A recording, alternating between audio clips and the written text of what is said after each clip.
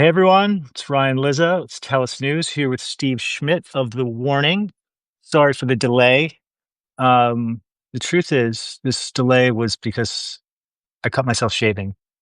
So if you see me profusely bleeding, um, there's nothing I can do about it. I'm just going to get that out of the way so there's no, you know, insecurity about it. Steve, I'm glad we could start with a little humor because since we last talked, um, a lot of bad stuff has happened, and I want to get through a few things with you. And while the crowd builds here, just tell me where you've been, what you've been doing since we talked. Um, so what did I do in the last week? I saw a bunch of Toronto Blue Jays baseball games, and You're like you're obsessed. the Blue Jays are a great team, and the Blue Jays are a really fun team to watch. And um, in a era where there's so much commercialism and consumerism, they're a fascinating team to watch, and I've seen a lot of games this year, and um, it's a young team. It's got a couple superstars. It's got a couple young players that are going to be superstars. But you can tell it's a team that loves one another. You can see in the stoicism of the manager. It is a sold out crowd um, in Toronto, but one that's extremely respectful to the opposition team. It's a nice place to go see a ball game. Great team, fun team to watch, and anyone who's following baseball, it's a team that comes back in the eighth inning and the ninth inning. They're never out of it. It's that the guy who's playing shortstop and second base, is switching between the two and is batting in the ninth position. He can get you as much as the guy who's the cleanup hitter, and so. They've been really, really fun to watch during the time I get to spend up there. What's And your no, I don't live up there to the people asking. what's your prediction? I think they're gonna go deep. I think they're gonna go deep into the postseason. They're 5 games up now on the Yankees, 6 on the Red Sox. And they just keep winning, right? And just some great pay. It's incredible to watch. Like Max Scherzer, he's like 20 strikeouts away from 3,500. One of the great pitchers in the history of baseball. A Cy Young Award winner like Shane Bieber, who came off a Tommy John injury. Braden Fisher is incredible to watch. This young 24-year-old guy who had Tommy John surgery, who didn't make the team, played AAA, but is coming up, like had an incredible 2 innings in extra innings last night. Just incredible to, watch like something come together that no one expected. And it's an incredible fun team to get to watch. And how are the Canadians treating the Americans these days? Is it like sympathy, outrage, No, I don't mix? like listen, if you go into a Canadian liquor store, you will not find an American product. If you go into a Ontario LCBO, right, it's state run like in New Hampshire, like a lot of eastern states, you won't find an American product. I have in all the games I've seen, I have never heard a single boo of the American national anthem in a crowd of 42,000 people. The Canadians are our friends. And, my Canadian friends are as appalled as what's happening. They love the United States, and the fact that the Canadian economy has been attacked, free trade relationship that I mean, the level of stupidity involved in assaulting Canada, one of the great blessings of the United States is that we have the longest undefended border in world's history between our peoples. Our militaries are integrated. We have $1 trillion of trade coming across the border. It's a nation of 40 million people, and there's a lot of Canadians and Americans who are family, who are intermarried, and it is appalling, and it's had a terrible, terrible, terrible economic impact on a lot of places in the country that are relying on Canadian tourism for their economy across Montana, around the down the Maine seacoast, New Hampshire seacoast, central New Hampshire, in Florida, Palm Springs, California. You know, the boycott coming to the United States is real. People have fear of crossing the border, and so it's a moment in time that's appalling. But never ever, right? Have I been anywhere where people have blamed the United States as opposed to blaming Donald Trump and Donald Trump's faction for this. Interesting. All right, I want to start with one thing, Steve, that we published at TELUS News this week, because tomorrow, Wednesday, September 17th, is Constitution Day. Yep. Now, Constitution Day is not exactly a widely celebrated holiday in this country, the way that July 4th is, the Declaration of Independence kind of gets its own big holiday. Constitution Day is a recent phenomenon. Congress created it in 2004. But this year, I think a lot of people will be recognizing it, thinking about it, and debating what the hell is going on with that document and Donald Trump's disregard of it. And the best distillation of that, and what Trump has done that I have read, I will modestly point out, is the piece we published at TELUS News this week by Judge J. Michael Luttig, where he goes through in great, careful detail all of the ways in which Trump and his administration have violated, ignored, bypassed, disregarded, and basically shredded the Constitution in 2025. And I'm going to drop the link in the chat because I want people to read it. It's a very important piece. It's the kind of piece that, when I started TELUS News in April, was exactly the kind of thing that I was hoping to publish. And if you'll indulge me a little bit, Steve, I just want to read a few paragraphs that I think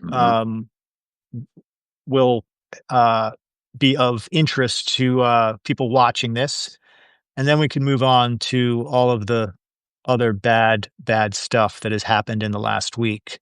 But this is Judge Luttig writing about Constitution Day 2025. The piece is called "America's Grievances Against Its King on Constitution Day 2025." He has ruled us as if he were a king who is above the law, when in America there are no kings. The law is king, and no man is above the law. He has corrupted our democracy and asserted control over our elections in violation of our Constitution. He has refused to faithfully execute the laws and has waged war on our Constitution, our rule of law, and our federal courts, abridging our constitutional rights, mocking our Constitution and rule of law, and attacking our courts.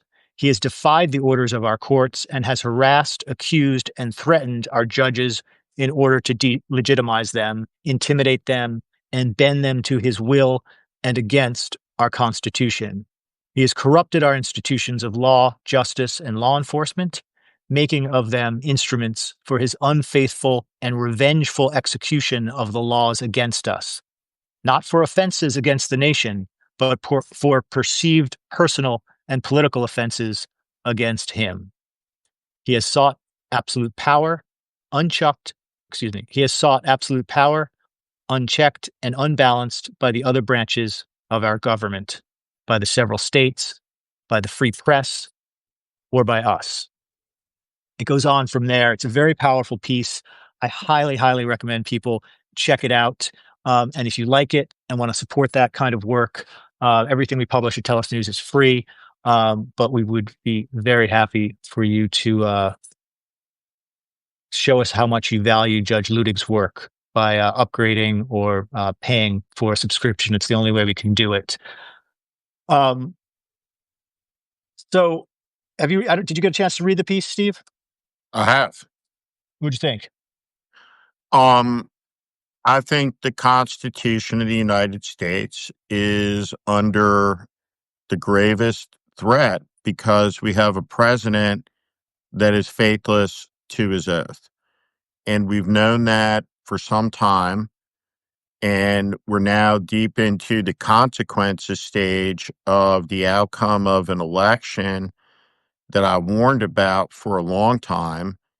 And so I'm not surprised by any of this because, and I'm not trying to frame this conversation through the prism of taking credit for being right. I'd much prefer to have been wrong, but at the same time, what's happening is precisely what Trump said he would do, and 49.5% of us allowed for him to do, and a opposition political party failed in stopping him from doing. And so here we are, and I believe we will prevail. I believe that we, the American people, will not go gently into that good night. The usurpations of our rights and our liberties that are being proclaimed from Washington, D.C., or from Fox News sets uh, as a matter of reality are not real. The comments that Donald Trump just made on the White House lawn or arriving in the UK, wherever he was, about, hey, I'll go after ABC. Maybe I'll go after you, Jonathan Karl, and then taunting Jonathan Karl about the corporate submission by ABC, by Disney to him earlier in the year that was deeply inappropriate, and so many more that have followed, which I'm sure we'll talk about. We'll talk about today. But here's the deal.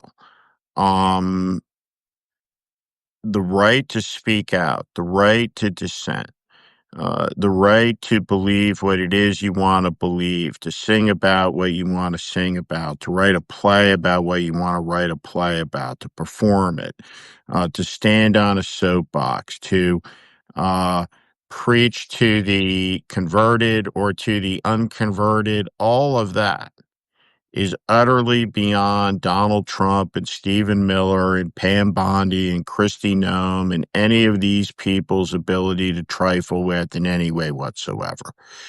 And so reject the fear, reject the insanity, reject the bullying and the nonsense and a lot of the performative grief that comes alongside a bayonet pointed at you, demanding you kneel and express your grief by acceding to the untrammeled and unfettered power of Donald Trump to order your life however he sees fit. And that must be rejected. Well, let's talk about that, Steve. Let's talk about the aftermath of the murder of Charlie Kirk and the ways in which it is now being weaponized against groups that this administration uh, doesn't like. Um, Even I'm a little shocked at the vice president going on Kirk's podcast and speaking openly like a Nazi. uh, I was going to say Nazi. I was going to say Nazi. I mean that obviously And we need not to make like Kirk is horse vessel, like yeah that, because it's yeah. I mean precisely like that. that's like frightening incitement of the kind that not even Trump is does. Just because when it comes from Vance, who's a sort of such a mental midget and know nothing in so many ways. But he has attached himself to this movement in a sort of frightening way, and he's got this chameleon like ability to change from like a pointy headed liberal back in the old days when he was currying the favor of liberal elites in Washington to trying to out Nazi the worst people in the Trump administration. And there's something really scary about people like that who are just so desperate to please their comrades and allies in the movement that they have absolutely no inhibitions and nothing holding them back. So yeah, I thought his thing on Charlie Kirk sounded like Nazi propaganda in a way that still shocks me because he's the vice president of the United States, and there was a time in this country where holding an office actually sort of moderated the way that you talked and the way that you carried yourself, and that you didn't just adopt the identity of the craziest, most right wing podcaster or talk show host. But now we're governed by the talk show conservative right wing talk show media. We're governed by Fox News pundits essentially, and these are our it's one thing to do it as a pundit. You and I could sit here and say all kinds of crazy shit. Nobody would care. It's another thing to do it when you actually do have power and you've demonstrated over the course of 7 or 8 months that you're willing to use power to harm people, to go after enemies, and that there's no break on it from the places where there should be a break, the courts, at least the Supreme Court so far, and to a much larger degree than I ever thought, the media. So I know you're saying don't be scared by this. They can't stop people from exercising their First Amendment rights, and I still believe all that. But we're in a pretty dark place. We're in a pretty dark place when you have this this political violence, and Are then you the able reaction. are you able to play a video with, like, on this? Would that work? Do we have that Nah, not technology not with to be this able app. to? Not Okay. not not not with this app. But So we should talk about that offline about how to do that. so what I would ask you to put into the chat for Yeah. people to be able to watch, um, is the eulogy given Jackie Robinson, Hmm. by the Reverend Jesse Jackson in 1972. It's short. It's about 3 minutes long, and it's one of the great eulogies of a life well lived. It's Jesse Jackson, you said? Jesse Jackson. Yeah, I've got it here. Let me see if I can drop it in for people to look at. Um, And the words of that um are quite incredible. And when you contemplate that, um you have to think about the obscenity of the forced grieving under political mandate that took place in Yankee Stadium. If you have any appreciation of New York Yankee history, we were talking about baseball, is that Ben Chapman when he was the Philadelphia Phillies manager, was the person in 1947 when Jackie Robinson came into the big leagues who appalled the nation with his racist epithets being hurled from the sideline, dehumanizing, cruel, the N-word over and over and over again. It's a brutal scene, and could watch it play out in the movie 1942. And so this moment requires us to be able to, as adults, to rationally talk about some things, right? I don't know what it is that I'm supposed to say to my daughter, right, who's 12, about watching a 31-year-old man's head getting blown off or throat getting shot out on a video she's likely to see. So, like, I haven't had the conversation yet because I'm just pretending, right? I'm just pretending, I guess, right? Pretending that she hasn't seen what she's likely to have seen. And so all the social media is cancer, right? Like Spencer Cox is right, but I do wonder, and I say this as somebody who lived in Utah for much of the last 10 years. Has Spencer Cox ever used his platform to denounce the instigation of violence by the chief instigator of violence in America? The person who has instigated violence for 10 years' time? The person who incited a coup about an election that was lost, that he insisted was stolen? A person who, up and down across America for 10 long years, has denigrated the easiest targets there are to pick on, who is bullied, who is incited, who has threatened, who said that Jimmy Carter, the 39th president of the United States, was not worthy of having the flag lowered to half-mast on the occasion of his death, that the flag shouldn't be lowered for John McCain, for the man who desecrated Arlington National Cemetery on multiple occasions.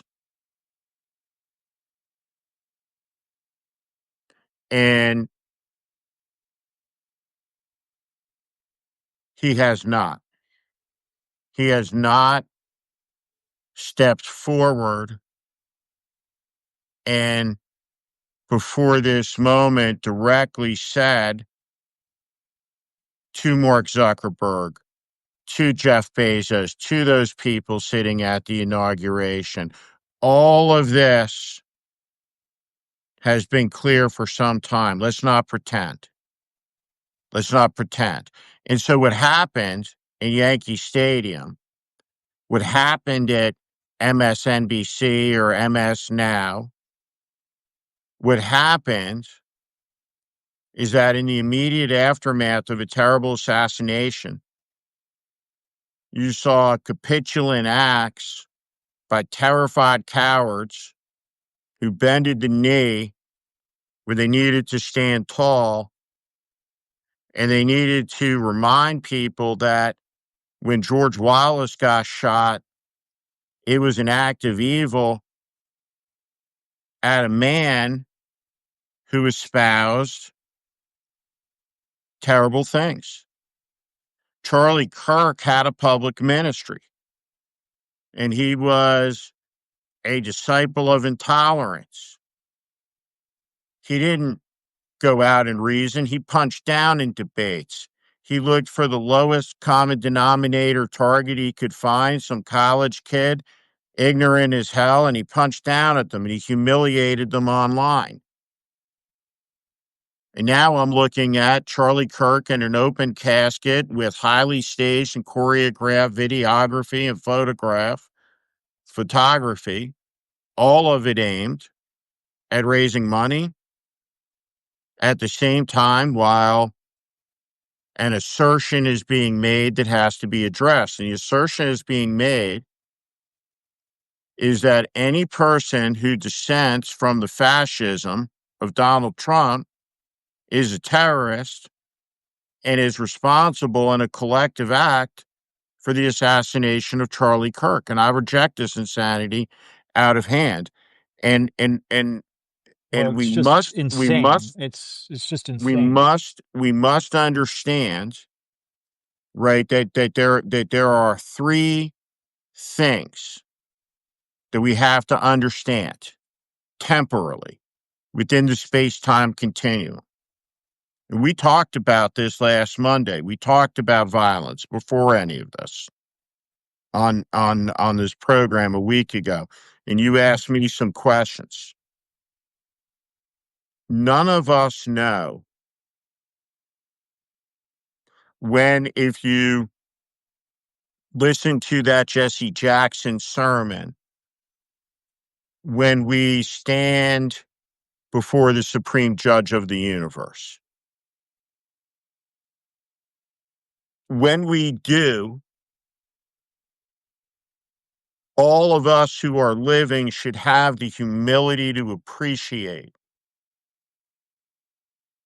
that in this age of judgment, that we're no longer the judge. But we do get to judge what was done during a lifetime, what was said. If I were to die today, if I were to be killed tonight, I do not believe the people who follow me would lash out in calls for violence. Nobody who follows me would do that. So why is it that upon the assassination of a young man in his death, that has happened? So we cannot hold Charlie Kirk responsible for what has been done in his name in a world where Charlie Kirk no longer exists. We can appreciate the reason that something is being done in his name by people who do exist in that world. And one of the things we can appreciate is the seizure of power, the demand that there be a submission to three things: that Charlie Kirk was right about what he preached. And to that, I say never. Two, that unless you love Trump enough, you're a co-conspirator in the death of Charlie Kirk. And to that, I say never. And number three is that if you speak out and you oppose and you disdain the abuse of the human being under this administration in concentration camps on American soil where the American flag flies, if you dissent against the decimation of the public health services, the selling off of the public lands, if you say no to the obliteration of speedboats with no lawful authority in the Caribbean, if you say absolutely not to the appeasement of Russia as they invade our allies, if you say Donald Trump is a fascist and you dissent and appall and say no to the deaths of 14 million people around the world from the cessation of American aid, that does not make you a terrorist. It makes you a patriot. And so we're not seeing grief in America. We're seeing a sick, psychotic reaction in a broken and sick society with a total absence of political leadership and opposition, except for a few people. Man, are we in trouble. Yeah, we are. And, Steve, well said. Well said. Um, I started a book last night that I've been wanting to read for a while. It's a book by Maria Ressa, and she is a journalist and Nobel Peace Prize winner who wrote an account of what it was like as a journalist in the Philippines, watching the rise of authoritarianism in that country.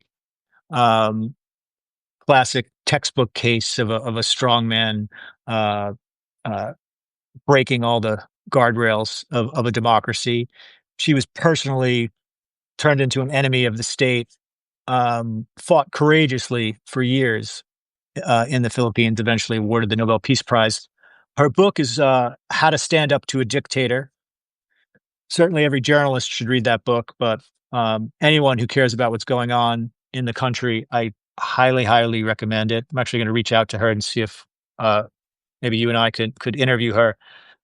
Among the many, many, many pearls of wisdom in this book, she's a beautiful writer. Um, she notes that when um, after the election, after one election that went particularly poorly, um, she realized that the new regime that came to power would not only decide the future of the Philippines, but would decide its past. And I thought that was such a striking line because that's what has happened in this country in the last year. And, that's what has happened in a lot of places where authoritarians come into office and destroy a democracy. Anyone who knows their German history knows what the Third Reich did um, to shape Germany's past in the minds of its citizens, including by turning the beer hall push and all of the criminal activity of the young Nazis into events and lives to be celebrated. We've seen something similar with Trump and January 6th, where he has tried to turn that event into something to be, at first, just paid no attention to, second, just let everyone off, and then the final stage is to sort of celebrate it. And that's what's happening with Kirk now. That's what's happening with Kirk. There's a propaganda effort being led from the White House, and the White House's minions on Fox News and outlets like that take the ball and run with it. And it is to shape the history of this event in a way that is not factual, um, and that is just weaponizing history in real time against all of their enemies. Yeah. And anyway, that I think that is something that is hard to push back against because the propaganda power of this administration and its media echo chamber is it's powerful. There are a lot of people who never heard of Charlie Kirk until he was killed, and there's this kind of ugly, gross effort to uh, define him in a way that is strictly about destroying Trump's political enemies. And with Trump, you never know the crazy shit he says and the scariest stuff they say. There are still troops in the streets of Washington, National Guard, and you know, have our worst fears about that come true?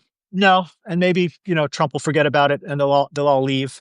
Similarly, with JD Vance going on last night about this widespread effort to investigate and attack, defund, disfavored institutions and people. Maybe it will be amount to very little, and it's just the rhetoric that their base wants to hear.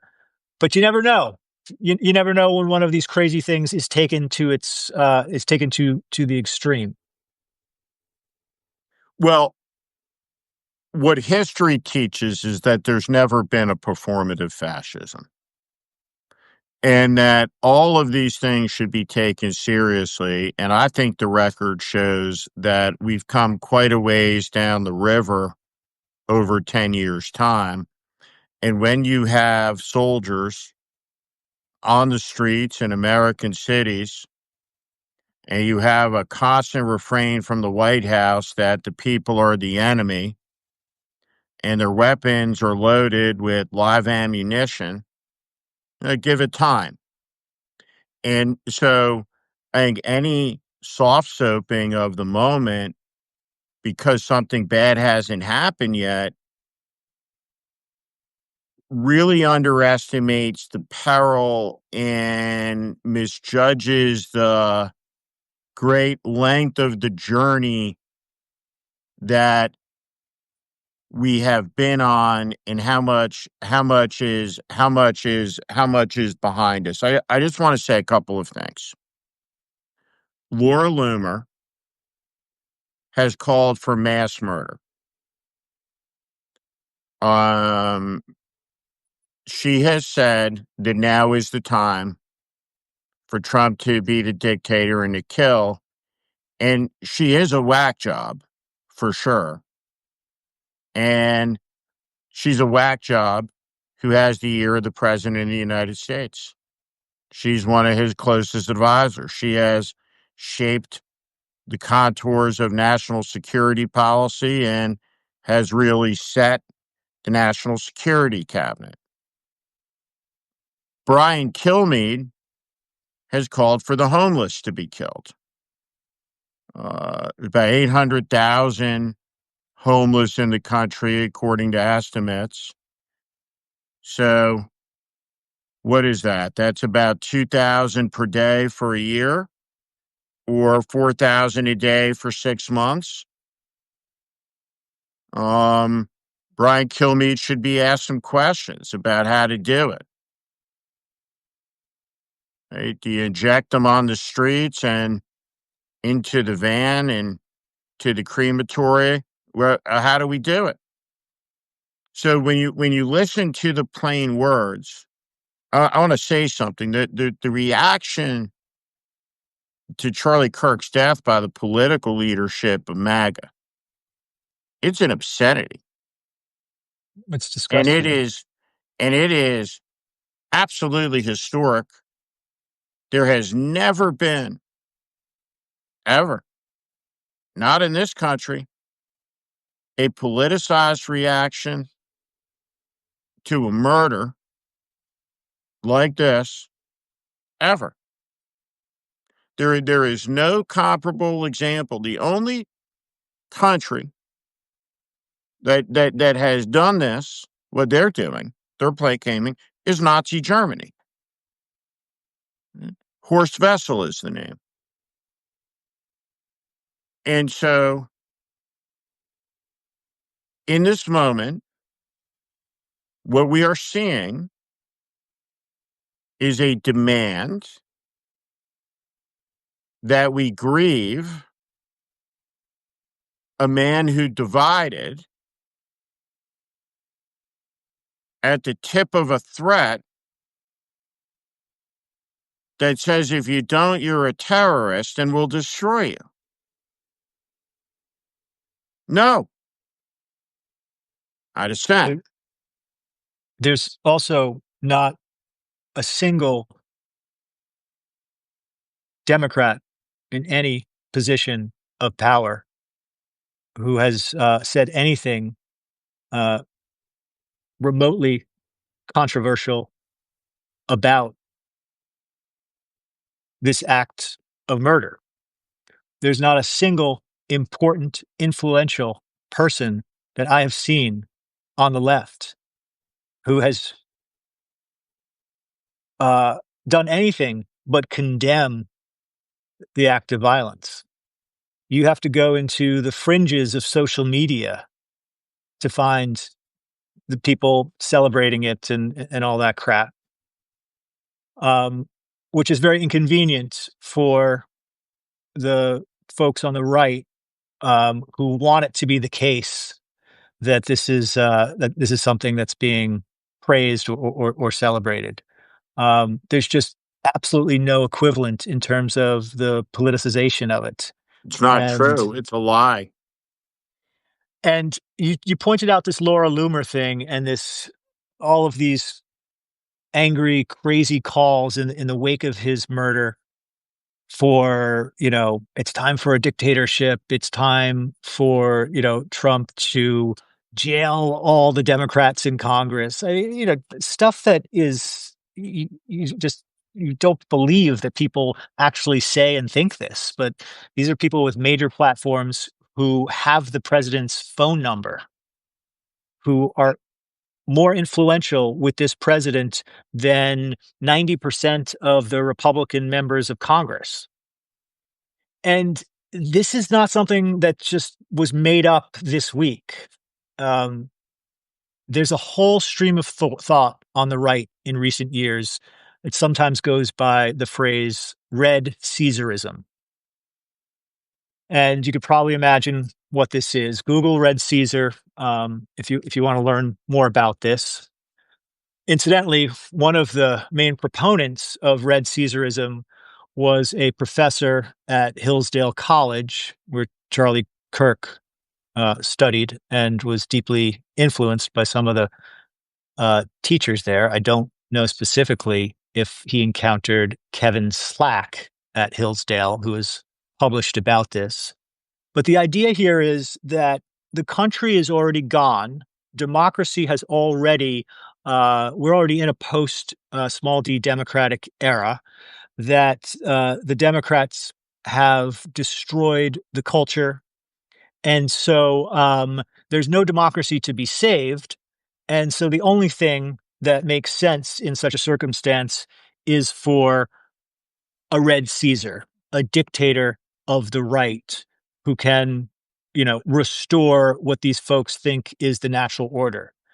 Now, I know this sounds crazy. I know this sounds like you can't believe that serious people talk about this, but this has been a growing movement on the right for years now. And one thing I've learned in the last 10 years of the Trump era, you have to take really, really seriously these movements. I remember encountering QAnon for the first time and thinking, well, that's fucking nuts. Good thing that's never going to get further than, some crazy Reddit threads. And then a guy showed up in Washington, D.C. at my kid's favorite pizza parlor with a gun because he thought there were sex slaves in the basement. Um, and look, this stuff is not And by QAnon. the This is serious. and by the way, what was the name of the guy who was the chief instigator of that A conspiracy. conspiracy? Jack, Um, posted. I can't remember. I know who you're talking about. I can't remember. I can't remember how to pronounce his last name. Slavic name. right? And there he Yeah. was hosting the Charlie Kirk show with the vice president, right? Oh yeah. He was Right, someone who was chased out of polite company. right. No politician would associate with him. But now, of course, he's an advisor to this White House, basically. What So when my digression there is to say when Laura Loomer talks about this, and there have been other prominent voices who have said the same thing. On the one hand, it's people who are mad, and angry and grieving. If I am at bullshit? my absolute most sympathetic, you won't agree with Laura this. Loomer You doesn't won't know agree with Charlie this. Kirk. You won't agree with this. If I'm at my absolute most sympathetic to some of these people, um, it's just saying deeply, deeply irresponsible things because they're angry. But I wish it was just that. These are ideas that they want You're Trump to implement. you're angry. I'm angry, so I'm gonna get a pass No, on calling for mass murder. I come on, no, no, no, no, no. I'm not giving right? anyone a pass. I'm No, just no, I saying, know, I know, I yeah. know, I know you're not, but I need to. I want to tell some brutal truths. Someone in the chat said, "Kill that fucking fly, Steve." I'm I'm gonna get it. I'm gonna get it. We are against all forms of violence on this show. Um, these Daniel people didn't Woodward. know Charlie Kirk for the most part, right? What we're seeing is death profiteering, highly choreographed and staged propaganda, open casket photos, grief as manipulation, calls for violence that are justified as appropriate manifestations of grief, call for mass murder, and grift, grift, grift, grift, grift, grift, grift, grift, grift. Um, Matthew Dowd, right? Let's talk about Matthew Dowd. Matthew Dowd dared to say hateful thoughts lead to hateful words, lead to hateful actions, which fundamentally is the mission of the Holocaust Museum, right? It's the core of what Elie Wiesel was trying to get across. And so, like, if you're Matthew Dowd, and Matthew's doing great, everybody, but if you're Matthew Dowd, like, who are you being judged by? Right? Being denounced by some giant corporation, by four people who make tens of millions of dollars a year? Right? They judge him. Those people are cowards. Those people are Uh, flinchers. Right? He should be judged by Morning Mika. Come on. Like, this is a no, it's moment. pathetic. It's This is a pathetic. moment where, like, Totally predictable, though, right? Steve. That I, that they would I they would do that. listen. JD Vance should have been beaten in a Senate race. We needed $5 million to do it in 2022. He's the pet project of Peter Thiel. He was put into the job by Donald Trump Jr. He's as unfit to be vice president as Pam Bondi is to be attorney general, as that goofball Kash Patel is to be the FBI director, as Christy Nome. The whole thing's an obscenity. And it's got to be opposed. Yeah. It's got to be opposed.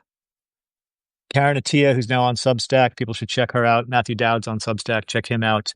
But Karen was also fired from the Washington Post for, they'd obviously been trying to get rid of her for a while and use this as a pretext. But the climate in corporate media right now is as bad as I've ever seen it. The only thing I could compare it to is in the immediate aftermath of 9/11, when the Bush administration was criticized, and correctly in my view. You were in there, Steve, so you could shed some light on this.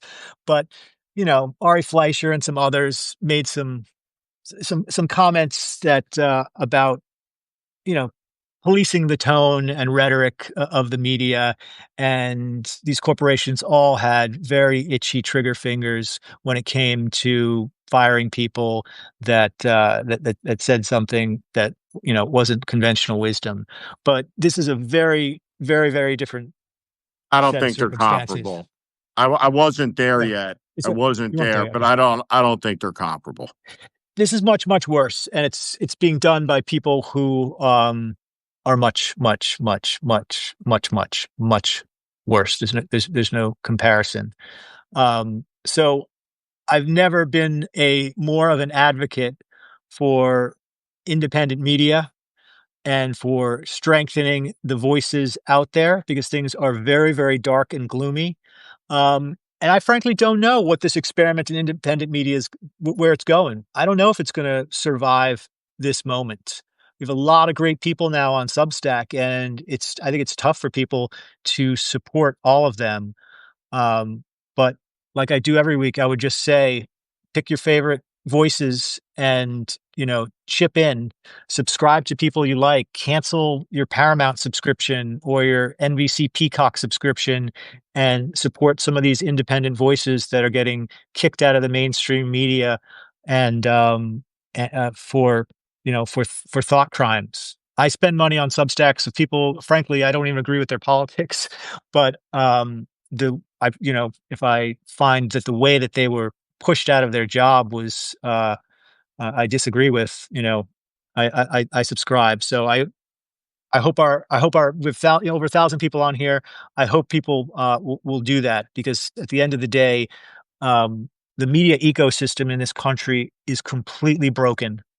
Is completely broken. It's dominated by an administration and a vast network of right-wing media folks that is the most powerful media in the world. And on the other side is our corporate media behemoths that are being, hit over the head with state regulations and power and coerced, and no ability to push back and are just proving themselves every single day as weaklings. And then you Pathetic. have and then you have a budding, you know, independent left of center media that is starving for resources, that is very, very divided, and the the asymmetry here is massive. So chip in, folks, if you can, if you care about that issue. And to me, it's the sort of core of everything. Because if you don't have an independent media that can point out the recklessness of this administration and push back against the insane propaganda, things are just going to be much, much worse. I promised Lisa I would get you off at 12:55, Steve, and it's 12:56. And All I don't right. mess with Lisa. I don't mess with Lisa. Nope. Nope. Let me just say something real quick. Um, the moment demands standing up.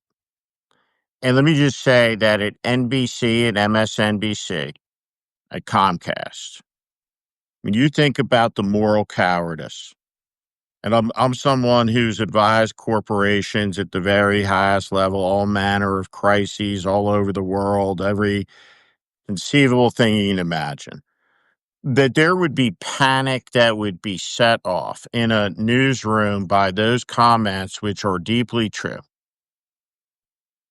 shows how corrupt these places have become.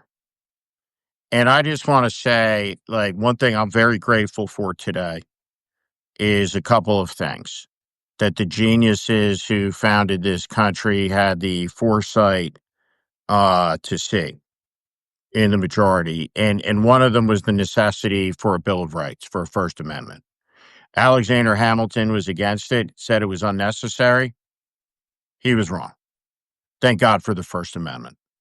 And the First Amendment is going to keep us free. And the second thing is the greatest idea in the history of the world, right? Bar none,